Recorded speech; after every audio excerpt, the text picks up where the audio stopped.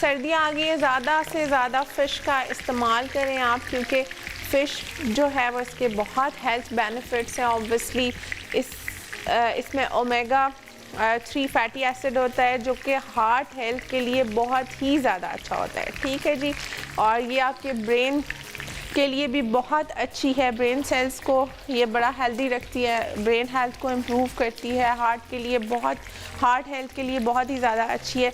लेकिन उसका ये तरीका है कि आप इसको खाते कैसे हैं। अगर आप इसको इतना ज़्यादा फ्राई कर के खा रहे हैं और आप डीप फ्राई करके खा रहे हैं तो फिर इसके सारे हेल्थ जो बेनिफिट्स हैं वो ख़त्म हो जाते हैं। इसलिए आप जब भी इसको खाएं, इसको ग्रिल करें, इसको आप शैलो फ्राई करें, इसको हल्के से ऑलिव ऑयल में मैरिनेशन में ही डाल दें और फिर स्टीम करके खाएं तो इसका बहुत ज़्यादा फ़ायदा होता है, ठीक है जी।